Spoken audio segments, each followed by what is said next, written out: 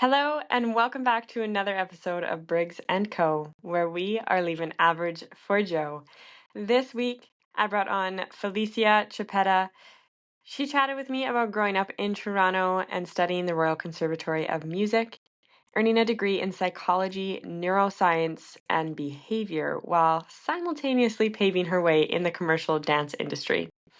She spoke to me about moving from Toronto to Vancouver and now London, her role in starting and writing for 8 magazine, as well as getting to know herself as an artist and when to make the call to switch things up to make sure that she is always trying something new and figuring out herself as an artist and as a human being. There's lots of laughs in this one, some incredible insights, and of course, a lot of motivation. I hope you all enjoy this incredible episode of Briggs & Co. Leave average for Joe, y'all.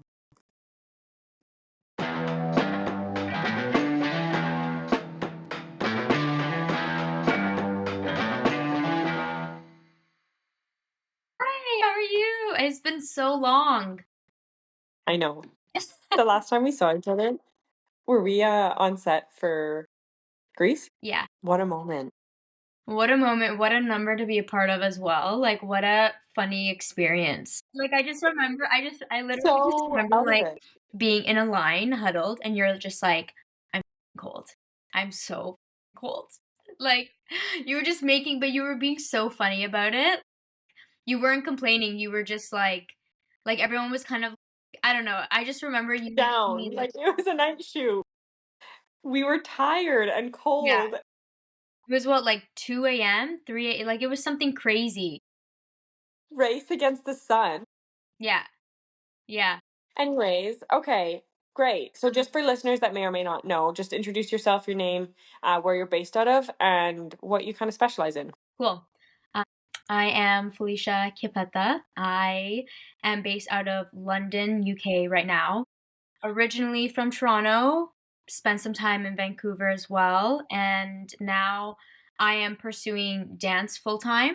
But I also am a journalist and do creative writing. There's so many things, but I do think I would say I specialize, like, in just storytelling. What I love, whether that's writing or directing or choreography or movement, like, literally just storytelling, if I were to, like, kind of, like, deduce it. Yeah. Is that something that's been a part of you your entire life?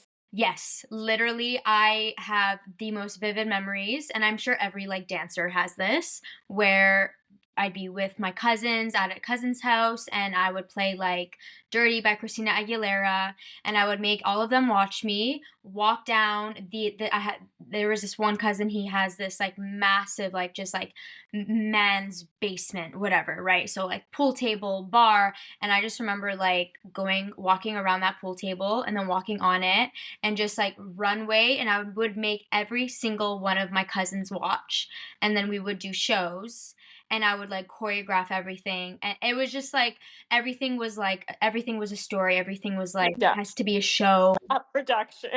everything, yeah. And then like I would be like, oh, because I was been dancing since I was like so like literally 2.5. So I would bring costumes and I'd be like, okay, well I need this costume in case we do this number, right? And then No. I would just What a costume we change. would, yeah, especially when they would come over to our house. Like I just remember we'd just be in the basement making up these musicals. But like I was bossy. It wasn't like for Mhm. fun. Oh yeah. I was like serious. Do you know what I mean? Like We've got a budget, we have a yeah, timeline. yeah. Did you sell tickets? Like, did you come Did up with, like, the paper tickets or anything? Because I had a moment. I you sold have a tickets moment? to mom and dad. Yeah. That's so funny. I love it. Yeah, no, that's such a great, like, I guess, personal story, but also such a way to, like, paint a picture to people that might not be in the entertainment industry, like, how much it's, like, inside of entertainers, like, from the moment that they can remember, like, being able to walk. Yeah, It's like, yeah, that story is so, relatable to so many people in this industry. exactly, right? Yeah, You just so can't hide it. you mentioned like cousins and siblings and parents and stuff. Was this what did you grow up in? You grew up in Toronto. Was it an environment where the arts and that culture was something that was very supported? Definitely. Like it was supported, but not unconditionally. Mhm. Like me and my sisters, we all dance. We all started out with like ballet, tap jazz type of situation, whatever. But the deal was, in order to continue with dance, we had to be good in school.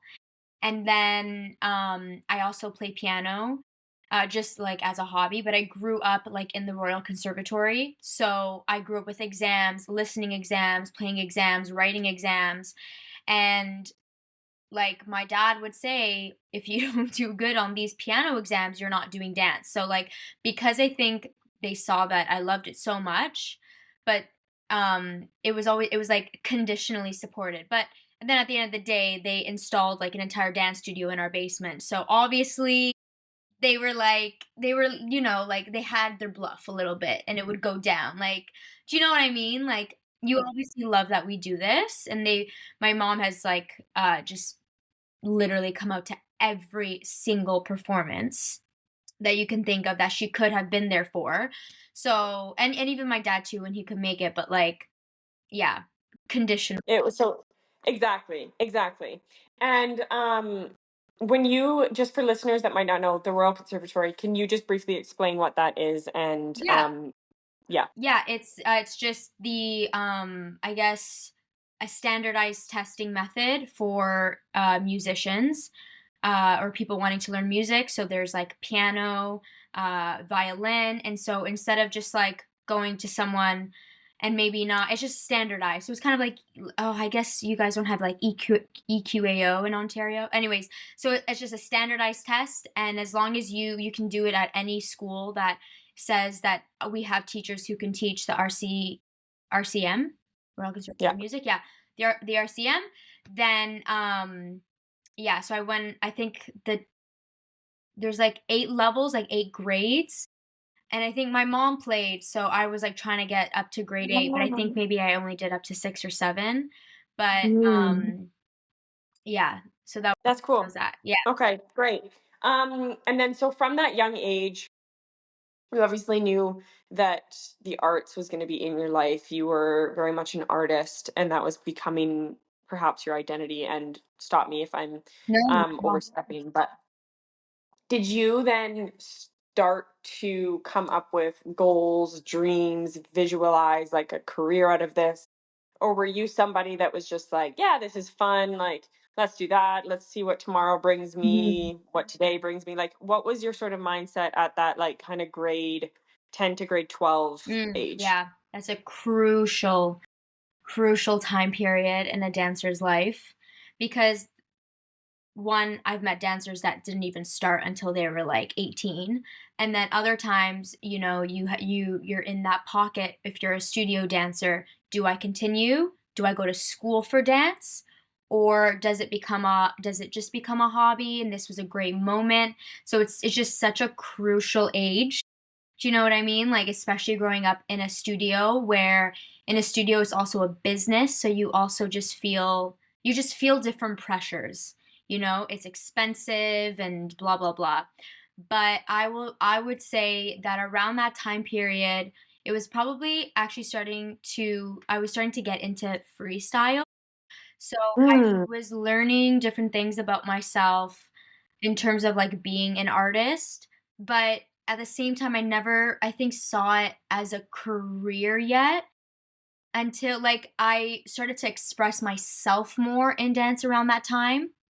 Um, Choreographed my own like graduation solo from my studio. Like I was exploring, like, okay, what do I actually want to say after taking all these classes for years and years and years? um, Um, but a career-wise, I it had never, like, crossed me because mm, I also, like, loved school. I loved school. I loved science. I loved math.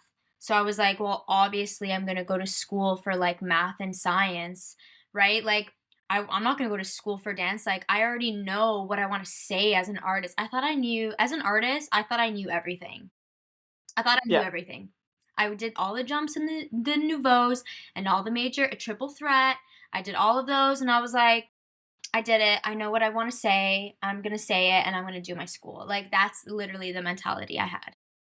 And that's so fair, right? Yeah. Like Yeah. you only know what you know and you don't know Yes. what you don't. And so it's just like Yes. until you start to dabble in different areas, you will have blinders on. You Yes. 100% will.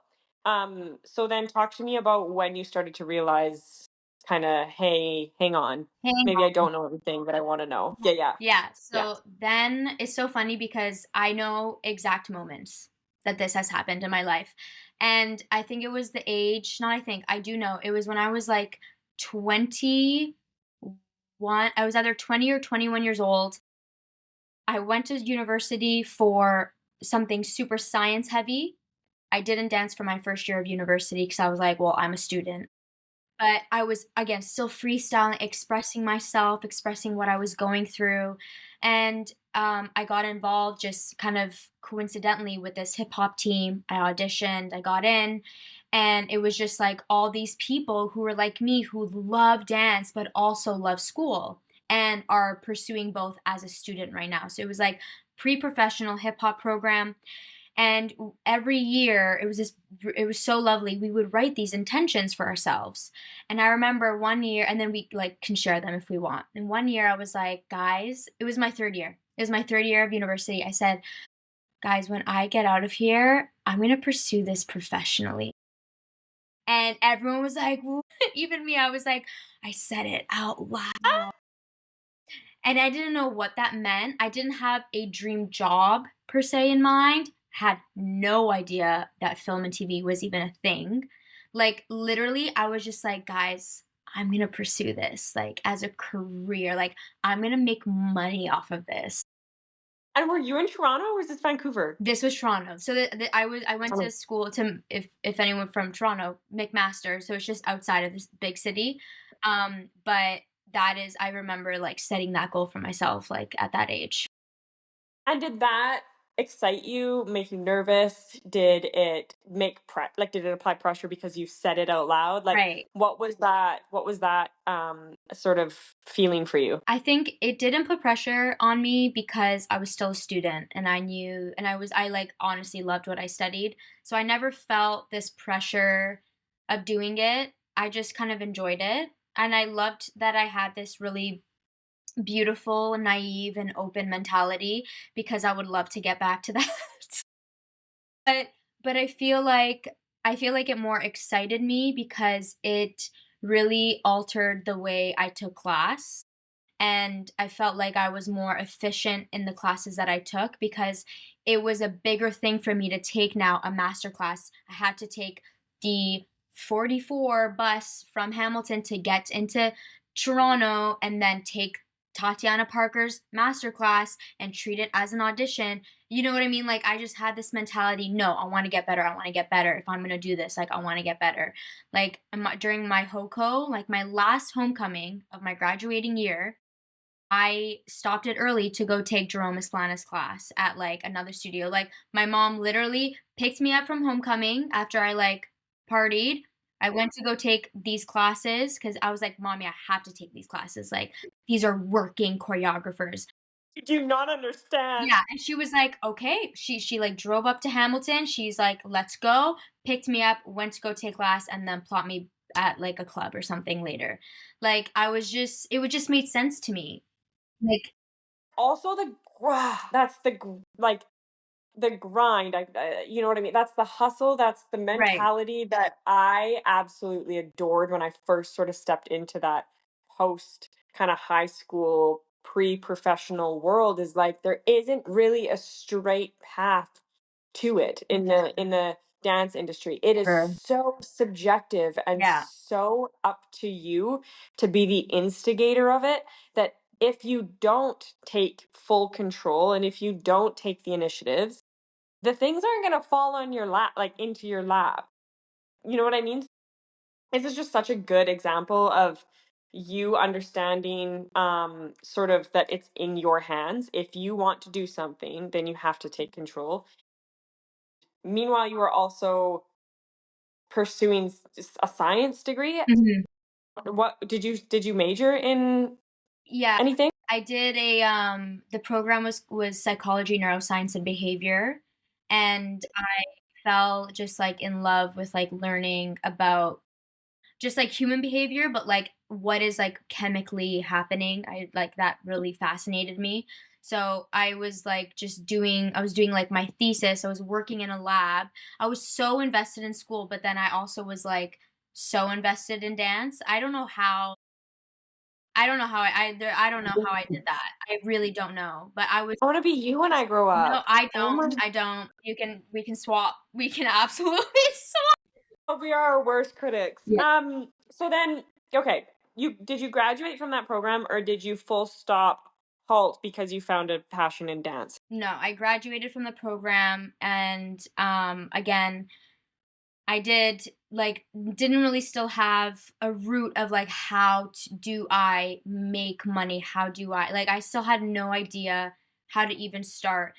Plus The business of the it business sort of of it, thing as yeah. well. Yeah. Never I think yeah, never I that was still not even in a conversation, but what I was noticing was because I was taking so many classes, people would just ask to for me to be a part of these projects. So, like the main events and the Fever After Darks, and so I felt like a working dancer because I was Mm, professionally dancing, like, I was getting asked to do all these, like, free jobs, but they were still, okay, not jobs, experiences, right? yes. Yeah. So, I felt like, "Oh, like, I'm a working dancer already, I just actually haven't, like, made money per se."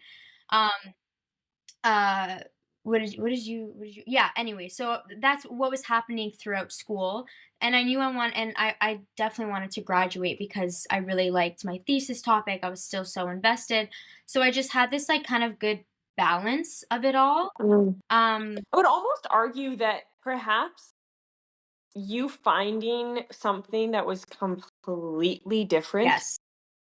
you know what I mean, than what you were studying was the reason why, not the reason why, one of the reasons why you still were so passionate of both sides of you. Like, I think that there is arguments out there and probably a hefty amount of research. You would be the one to best know this, but on the fact of, if you are in sciences, what the arts could do for you to complement that research. I think that there would be Sure, so much to say about that. for sure. Um, I think that I don't often stay on a topic for so long with guests, but I do find that this specific topic, school, dance, grade 12, grade 10 to grade 12, sort of like those decisions you make, the identities that you cling on, has been such a demanding topic from listeners because there's a lot of parents, there's a lot of studio owners, there's a lot of, supporters, but then there's also a lot of young individuals Mhm. that are really grappling between the idea of, do I go to school? Do I do dance? Do I do a sport? Because, Right. there's also listeners that are not in dance, but are in an extracurricular that they could see a path of a professional level Mhm. in. Mhm. So thank you for spending like time with me on that topic. I think it's so important. Um, and I also think if I were to sort of like take anything away from that as well, is just again, there isn't a clear shot. There's not one answer to it, but also like you can do both. Yes, Like absolutely. you don't need to say yes, no to the other No. to either or. You just have to, like, Um really, really love it. Because I feel like, there were dancers in the sorry, not to cut you off, but I remember, no. like, talking and having this conversation, like, even in the midst of everything, of being in university, being in this, like, dance program, and, all everyone is pursuing, like, engineering, graphic design, like, literally everything under the sun, and some people were like, "I know I can do both, but I don't want to," and they stopped school and they were happy going that route because school and that system is also not for everyone, and so is not just dancing, like, so you just have to, I feel like if you are debating on both, you just have to love both of them enough to Yes. make those sacrifices, or have that balance, maybe not go to homecoming one year, I don't know, like, whatever. Yeah. You know Yeah. what I mean? Like, but you Yeah. have to love it, or else Yeah. it's never gonna be balanced. Yeah. So then take me to sort of the first couple jobs that you really did book as a dancer. You mentioned that you were being asked to be a part of these community dance events Mhm. and shows. What was sort of the first couple jobs that you booked?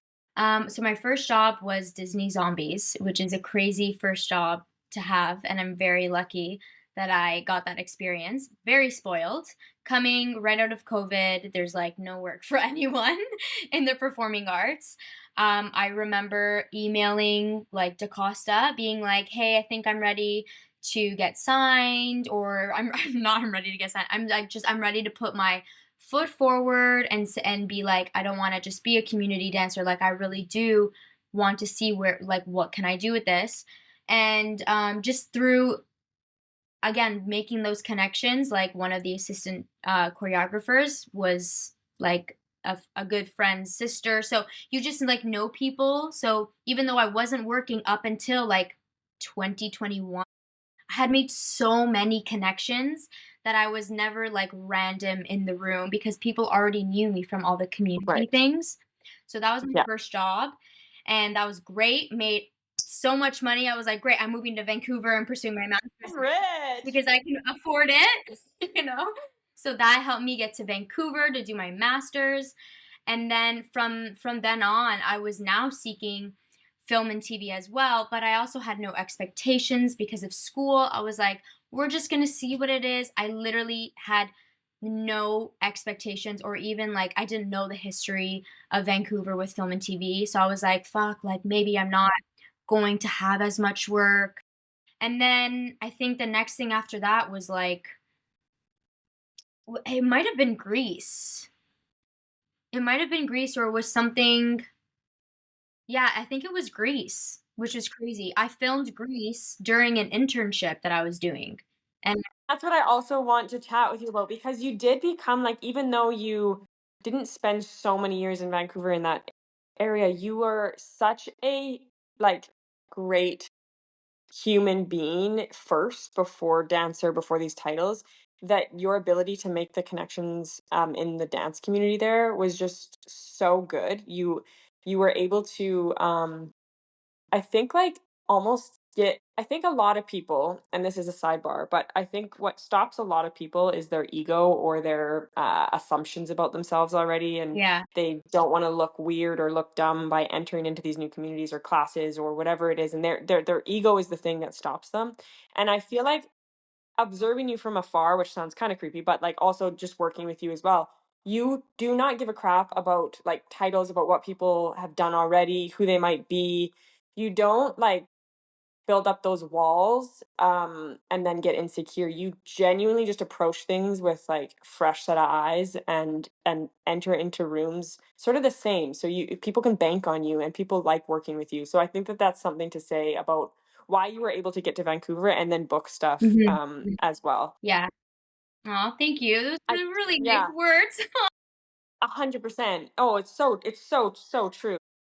Then what okay, so now I know that you're also in London. So how many years did you spend in Vancouver and when did you start to eye up another city? Yes. So, on like Greece was great. Such an incredible experience. Every experience I had, even working like on Riverdale, and I got to do skeleton for Monster High, which was as an experience that I had never had before. So I got to experience that. So I'm like, okay, this is really cool. Like I really like this, but I I think was also grappling with this self-expression that I wasn't Mm, getting, obviously, because like when you're on a job in film and TV specifically, the world and the characters kind of already set for you, right? We know Riverdale is the 1960s high school esque character, and Monster High is like the quirky, like funky street style dancer. So you already kind of have the character, and so now you just have to do it really well, and then you can get creative within that role. But I found that I was like really itching to like move my way, dance the way I want to. And so I started to get into the battle scene very little, and more into street styles because there's such great training in Vancouver for that. And I was like, oh my God, like this actually feels incredible. But I was like, well, I'm not going to become a Red Bull dancer. Like, that's just not, I mean, maybe it could still happen, but like, it just, I was like, well, great. Like, now what do I do? Where do I go? And so I was thinking, I was like, okay, film and TV is great, but I also like I'm getting to the age where like I want to be hired for me and how I look now, and I want to be hired for like the 20 something year old woman versus the blank teen-year old high school student. And I was like, cuz that doesn't really mesh with me, like personality wise. So then I was like LA or London. Those are my options. Mm. And I just didn't really like LA when I went. And so, but LA has the jobs and blah, blah, blah. And then I was like, well, you know what, Felicia? Like, you've always loved to perform live. You haven't had that chance in so long because you've been doing film and TV and living on a screen. So then I Mhm. was like, well, London has those opportunities to perform live. And then I was like, "Oh, man, do I, like, have to start all over again, like, pick up where I let like, be new in a new city?" And then I visited, and I really liked it, and I was like, "Okay, let's go." So, it was really so, like, bing, bang, boom. I want to backtrack just a little bit because before you left Vancouver, this is a major thing. You became a part of like a you were the one that started, or at least a part of the team that started, correct me if I'm wrong, 8 magazine. Yes, yes. So I'd love to know because that is such when I first remember that coming onto the scene and I was like, damn, like there is such smart, very intellectually savvy human beings that are in this community in Vancouver, at least that I knew of. And because of the passion towards the dance jobs and dance, not to say that it takes the intellectual side of things out of it. It doesn't at all. But I was always so like there's some really like intellectually nerdy individuals that I know that I'm like chatting with and working with Yeah, all the time. And so I remember when 8 magazine first came out, I was like, yes, this is the stuff that I want to see. Like yeah. pairing like the intellectual savviness as well as the arts. Together was just like, ah, yes. Uh-huh. So if you can just talk on that, that would be great. Yeah, I went into journalism for science because I loved to chat about science. So that was my intention.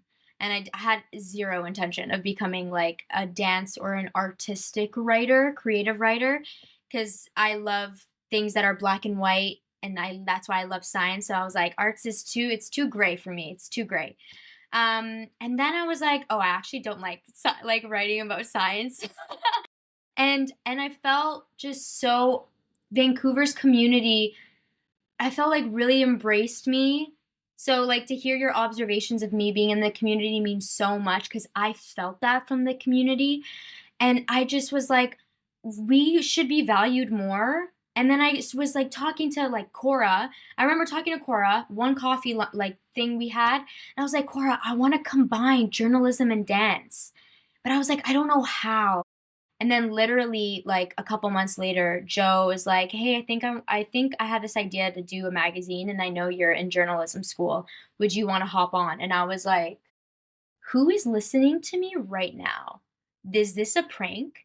And then from there on out, we grew with the team grew and we were like, this is for us, this is for our community, this is to uplift our community and do it in a way that's both informative but also like cool and modern and updated. Like I don't see dancers do this an editorial shoot that lives on the pages. We do it for our Instagrams, but rarely does it ever like live on like a page.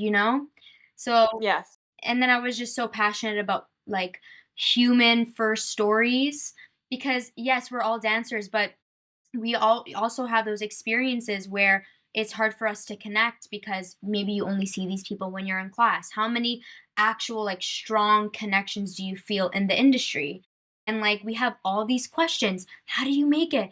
What do you have? No one knows what they're doing. And I was like, well, maybe let's write about the things just people do that are doing great things, and hopefully it'll inspire other people to follow or to at least Yes. know where to go. So that's Yes. kind of where that came about, and now we're on to we just came out with our second issue, which is crazy. So, and we have So are you now like are you the editor like in yeah. chief for that or like How does how that does that work? look for you? Yeah. Yeah, so I would say like Joe is our like the more the creative. So he's just like has all these ideas, and then he kind of brought all these dancers slash ex dancers on the project who have this dance background but also do so many other things. So like Richie does photography, and Kevin is our like media guy, everything media, and Alyssa is this incredible graphic designer, and Lauren who's doing insane socials, and everyone was or is a dancer. And so, or they just dance at different levels. Like people do it for fun, people do it, maybe they teach more, they choreograph. So we're just all connected through dance. And so I told Joe that I wanted to just, like how when you see different photos of different people and you're like, okay, but there's still a theme and it matches. That's what I wanted to do for stories, because that's what I was learning how to do in school, and have this like theme of, it's not just like human people stories. It's like this can there's an underlying theme, and it sort of just like flows throughout the magazine, not just in the story. So I was like, I would love to curate the stories, and then you guys can do everything else. Yeah, yeah, yeah, yeah. Give me this, and then whatever you want to Yeah, do, yeah, you yeah, whatever do. you wanna do, Yeah, as long as it, like, yeah, makes sense in the world and yeah, blah, blah, blah. yeah, Yeah. yeah. So then you're able to still do that remotely, obviously from London. Yes. Okay, and family wise, did you have anyone that moved with you to London when you took that leap over? Did you have jobs already booked? Like, Yeah. what did that process look like? My sister's here with me. I have 0 jobs. I didn't know anyone in London. Like, I knew of other people from Canada Yeah. who had moved over. I didn't there were maybe just, like, a couple of friends that I had, yeah, again, knew that made that move, but I wasn't necessarily like, "Oh, I have, like, my people," or, like, "This person is here." And I have grown those connections with some of those people, and I really, really love that. Um, but even, yeah, jobs, it's London is one of those cities that I'm learning is you kind of just have to be here so that people know that you're here, versus making those connections and then being like, "Hey, I'm moving, sign me." It doesn't really, for me at least, it didn't work out that way. So, yeah, I just kind of like I'm going with the flow. And I'm also here Yeah. to just it's like here for a quality of life, being closer to Europe, seeing my family in Italy. Like there's also so much about London that's also not about dance. Just like Mm, learning how to be a freelance artist. It's the first year that I'm just a dancer and I'm not a student. So just learning how to navigate that, and like what my brand is, what I specialize in, all those like yeah. kinds of questions. Yeah. Um, And what are you finding is coming up right now? Like, so now that we're kind of more in the current, what are you finding from London that you see as being something that you're getting pulled more towards that you might not have expected? So like whether it be battle groups or whether it be the mm, live like theater yeah, production shows, like what are you currently, because I don't want to get too lofty and think yeah, like my passion or dream or goals are, but just right now, like what yeah. does it look like? It definitely looks a lot less commercial than I had expected. Like I was always a commercial girly. I obviously like grew up in the studio in more contemporary world, but never like for concert or like for like contemporary, like people who go to school for it, who are a part of a group, who get on a contract. I was more just like, oh, I like do a tendu on film. Like, you know what I mean? So that was like me. Me. And I was like, book Yeah. me. I can make it look nice. But now now I'm just learning the spaces that I feel really good in, the spaces that actually I don't feel that great in. And commercially, I feel just right now I'm finding it, I'm less navigate like I'm less appeal towards that, and more actually appeal to kind of the like the things more experimental. Mm, I'm still interested in film, but also just like yeah, like you said, like live theater. I have like 2 musical theater agents here. I've never done musical amazing. theater. So I'm just being open and seeing where it takes me, because I think at the end of the day I would love to do this full time. So if I do a musical theater job, I can do that. I can do that. If I Yeah. do film and TV, yeah, I can do that. Like I just Yeah. kind of want to see how do dancers Jack of all navigate? trades. Yeah, yeah, yeah. You know what I mean? Like, how do they really just dance and that's it? Because it Just experience, yeah, experience dance for whatever it is and yes, means to you.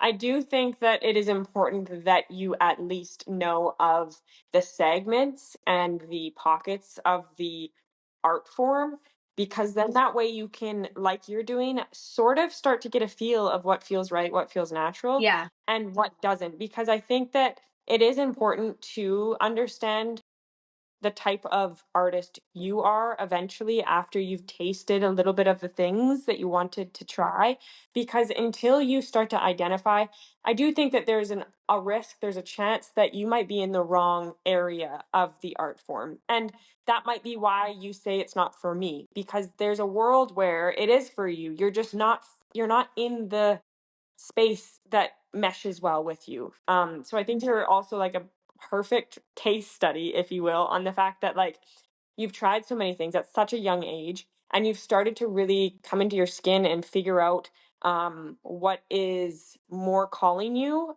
and what is less calling you. And it doesn't need to be so permanent, so set in no, stone. There can be seasons and it can always change, but it's just going with the flow and being able to just experience, just to simply experience. yeah, yeah, exactly. Um, so then, what does like for somebody that looks at being a freelancer, Mhm, it can be so daunting, and I know it is daunting when it's your first shot at it, or your first year or first month at it, because there is the concept of no guarantee of all the time. self-sufficient. Like the concept of that Mhm, is the reason why I would argue the bulk of people never touch it with a 10-foot pole, because it's so scary. mhm, It's so unsettling, and it takes a certain person to have that grit and determination and curiosity and passion to mhm, pursue freelance work, no matter what it is. mhm. So, are you able to just chat quickly on how do you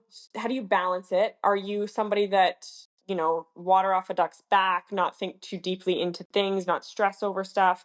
Or do you feel like that sort of eeriness, creepiness kind of trickling in, the fact that there's bills to be paid, that there might not be, like, all of that stuff? Yeah, definitely Yeah. the second one. Definitely the second Yeah. definitely the second one because I have been paying rent, like, for so long. So I've never, like the guarantee and the uncertainty it has always been a battle, and it always will be.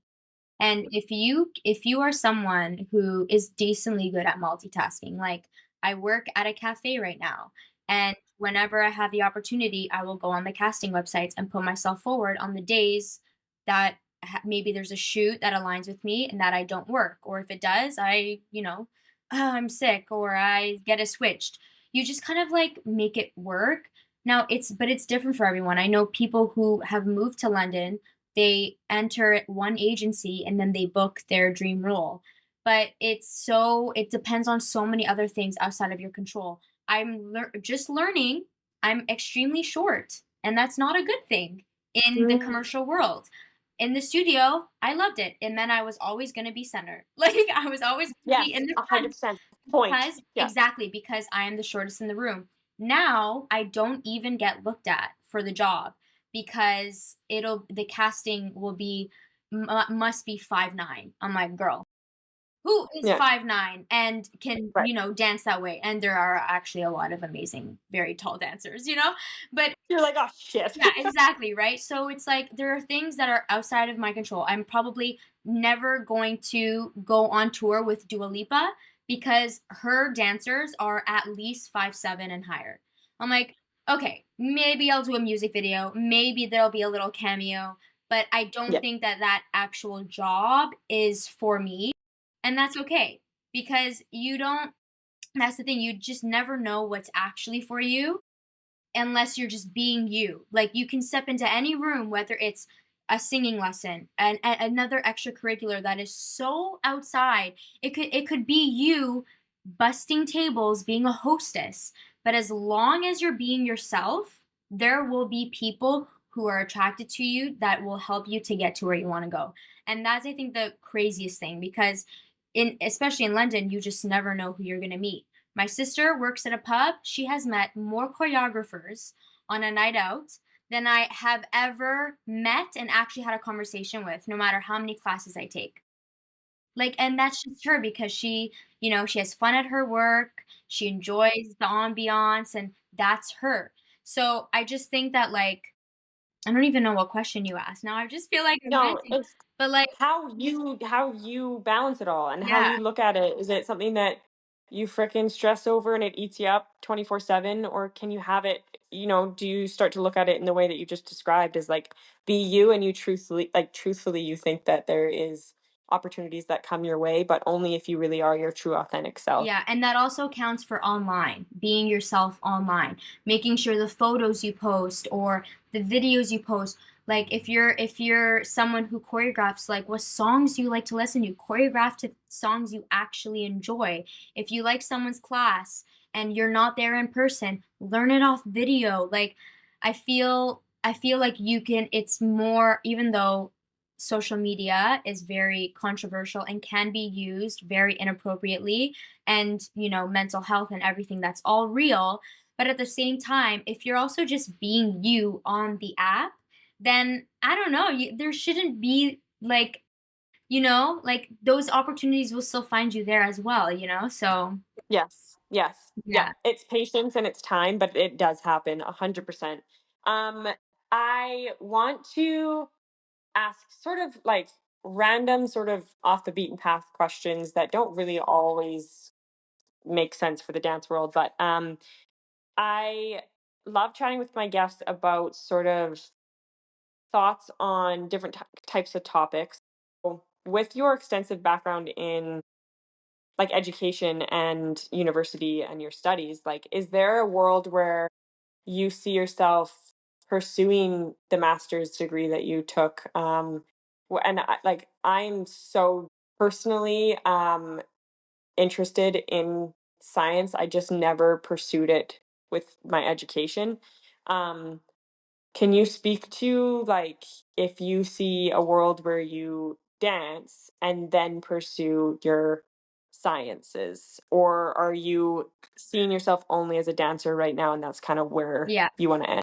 I will say right now I see myself more as a dancer, but I remember I posted like my thesis from my undergrad on TikTok. I did like the 2 minute thesis challenge, but I did it on TikTok, and it kind of like blew up. And I said like I was able to within my program also study like dance and neuroscience and like what contributes to our aesthetics or our feelings when we watch dance and just all the mirror neurons and all the other stuff, that stuff that's really fascinating. Like there are studies that show where you should be looking in a class. Should you be looking at your friends or should you be looking at the person who you know is better than you and you want to get like that so that it can fire off the same neurons so that we can like there's some really really like cool stuff. And so I think that eventually I will dive back into that passion because again, love talking about science, and then if I could talk about science and dance, like, it would like, you know what I mean? Like, it's just endless. So, but Yeah. right now, it is more of just like just dance, but that's always Yeah. like it's definitely always in the back of my Yeah. head. Can you nerd out for a second and talk about like some of your favorite topics that you kind of like have uncovered or studied? Because I'm just like so intrigued. So there is like a whole bunch of research actually of this professor who is located here in the UK, and she worked with my supervisor back in at McMaster because he was also from the UK. Anyway, so they worked together to talk about our aesthetic experiences and how we're more why we're more wowed when we see more intricate movements sometimes compared to simplistic. That doesn't mean like slow versus fast, but it's just talking about like the beauty and what we think is beautiful when we look at movement, and also how we feel moving on our own versus moving with like a group, and how that Mm. increases sense of like camaraderie and community and how that's good for your mental health. Like there's also that world, but I also really love the aesthetic like based studies because it's just talking about like what we like and the beauty of dance, and that also like interests me. So there's that, and then there's like a whole bunch of research that talks about how you can even get better at learning choreography, like things that are more familiar, moves that are more familiar to you. You have an easier time copying versus moves that are not familiar. So if a choreographer posts, "This is what we're listening to, or this is what we're dancing to tonight," you better have that song on repeat, because when it's more familiar to you, you'll have an easier time picking up the choreography because you know what to expect. So there's just like literally like little hacks that I'm sure. Hacks. Yeah, but like scientifically, evidence-based like facts that like I wouldn't say they've necessarily helped, but I feel like like I've heard choreographers, teachers kind of talk about it, but then the fact that there's actual science behind it, I was like, whoa, I believe it now. You know? Right, right, right, right. Fine, you convinced me. You Yeah. convinced me. Um, so then there's something that I've always thought of in terms of and I'm just going to use TV film as a example, but do you see a world where, because of the high budget that TV film has, um where there's space for neuroscientists, psychologists, or anything like that to, and I'm sure that there's projects where this has been done, but somebody like you as a perfect example to come on and actually sort of sway the production in a way that makes sense because scientifically it makes sense. Like scientifically, you're able to provide sort of recommendations based on evidence that will show that this, almost like, I'm going to sidebar, almost like a business pitch where you Mhm. show your stats, you show the reason why somebody should invest in you. Mm, You're kind of like showing the production that if you do these steps based on science, this is why the audience might be geared towards watching it or like loving it or whatever it You know is. what? I don't know. I see it. I've never thought of that. So thank you so much for that. I've actually never like I don't know. I do think that like science, so science research works in a way where nowadays it's really rare for you to come up with a question that no one has tried to answer, right? So there's all this body of evidence, and basically all the research that gets created or gets questioned or studied is based off of something that happened, but that's based off something that already happened, which is based off something that, and Yes. I think, I mean, I've never been in a business meeting with film and TV, but I think it works the same way in the sense that, hey, Riverdale did really great, and this number had like this episode had a lot of great views. Let's add in blank, Yeah. you know? Oh my gosh, like all the jungle videos are being popular, this very like 70s disco vibe. Let's use that vibe for this. So like Yes. there's still these kind of, links. And I think also though, like, I use TV film, but that, what if like company dances, live theater, because you're putting it something on a stage for people to view, there must be so much behind why things work and why things don't work based on the environment you're in, the type of audience you have, the seat from up above versus the seat from down low, like all of these things. I just think your research and what you've sort of like coupled your research with or complemented it with your dance, it's like such a unique gift that I'm obviously, you can tell, mesmerized. So um the last 5 minutes or so, just fire around random questions. Yeah, lighthearted, super fun. um and then also, if there's anything that you want to bring up or share with the listeners that I haven't brought up, please flag me, because I want to also encourage like my guests to share what they're working on and stuff like that. So okay, if there was somebody that you could have a conversation with, take out for dinner, past, present, or future character, whatever, who would it be? Do you have somebody? I do. She's not a dancer, but it would be Meryl Streep. Yeah. Because Yeah. Meryl, if you watch as an artist, because she is obviously an actress, but she has a very, I think, interesting and very nonchalant view about being an actress. Like she was becoming a lawyer, and then she literally slept through her alarm, and then she was like, okay, well, I guess I'm going to be an actress. Like she has this very, very nonchalant, very exactly, and which I personally don't. I'm very analytic. What is my next move? What do I have to do? So I think it would just be really funny, and I think it would be very refreshing to just talk to her about how she like navigates through just the industry. She's also like cool, like I don't know. She's kept her personality kind of the same. I think she's awesome. So I would just love to hear her perspectives more. Her take. Yeah, Yeah, just that's all. I didn't know that. That's really yeah. cool. I'm actually gonna do some research now because I'm like, okay, yeah, I love that. What does an ideal sort of day off look like for you? So I say ideal Sunday, but that's not Yeah. always the case with our industry. Yeah, I would say a very, very slow morning. I'm getting out of bed at like 10. I do a coffee. I make myself a good breakfast. Maybe like a nice little yoga session or meditation. I have like my candles and my crystals. I'm all about that, just kind of getting inwards to myself. And then if it's a nice day, definitely like go out for a walk, maybe grab another coffee at like a coffee shop, maybe go to a thrift store or a car boot sale and just kind of like rummage through some old clothes and just see like, oh, what like who am I today? What am I feeling like? And then I think just like come home at that point and like make dinner, watch a movie. Like super Yes. Ah, that's wholesome. I love it. Are you sunset or sunrise? sunset all the way. There's no way I'm waking up for a sunrise. I'm so sorry. Yeah, no, absolutely not. I'm- You're literally like, ew, like no. I am a night owl until the day I die. You're like call times at 6 a.m. so I can't book that job. Yeah, literally. um, okay, last couple here. Do you have any pet peeves, like very random pet peeves that Yeah. that irk you? Liars. I hate liars. I think it's so embarrassing. If you're a liar, like what are you doing? Liars and like loud gum chewing. Ooh, Yeah, good one. I hate that. Good one, good one, good one.